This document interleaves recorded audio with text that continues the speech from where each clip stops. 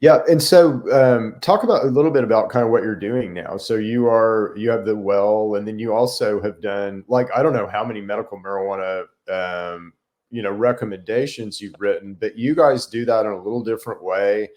And you might talk a little bit about that because I think that was really cool. You were one of the first people to do that in Oklahoma, and you did that with a real Christian kind of face, and I think that's an interesting story. And you've been very successful in helping a lot of people get their cards, and a lot of really sick people who needed their cards Yes. quick.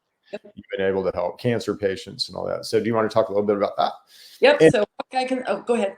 oh, and I was just going to say, let me throw up how to get in touch with Oh, you too on the Facebook, at least while you talk. So there you so go. Hawkeye Consulting was kind of basically born out of necessity in northwestern Oklahoma. I didn't know how to get my medical card. This was a few months after legalization.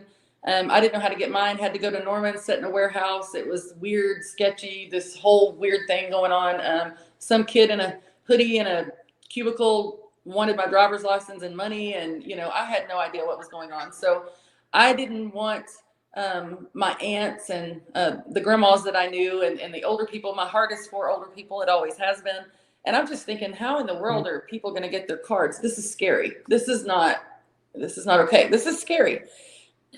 So we just kind of got on the website, figured out how that, we can maybe do this ourselves. Just kind of, just a group of us, and just kind of help people. Well, within the first month, we needed to have a company because the requests were coming so fast that, I mean, I had a whole room full of volunteers that we would do patient drives like at a hotel, and just lines and lines and lines of people. But yes, we did this with a friendly face and a Christian face. We always had a sign in the beginning that said, "How can we pray for you?" or "What can we pray about?" and had papers that people would write on. They would leave that for us, and we would take that to take those requests of prayer very seriously. We have done patient cards in every county in the state of Oklahoma. We are the only patient services that still go to dispensaries here in northwestern Oklahoma. So that did get a little overcrowded for a while, but people are surprised when they say, "Are you guys? We did this 4 years ago. Are y'all still doing it?" Yep. We have a completely virtual option, or we do still go. We have a couple of dispensaries out here that we still are very close with. Our relationship's really close, and something that we battle with in rural Oklahoma is not having access to great internet, or people just not having the newest iPhone to take a great photo for their cards. And so we just became a company that could really handle any application phase that anyone was in, even if they were stuck.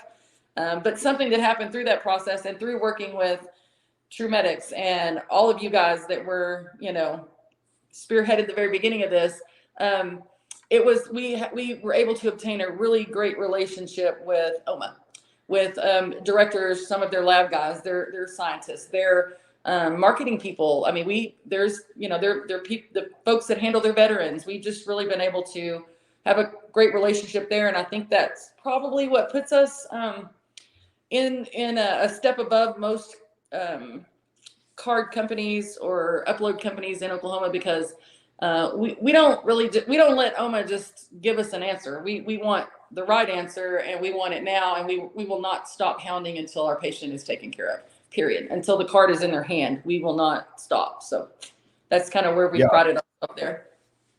Yeah, and I know you're very well thought of, with OMA. So we've been in some of those same meetings together. Yes. So yeah, so that's really cool.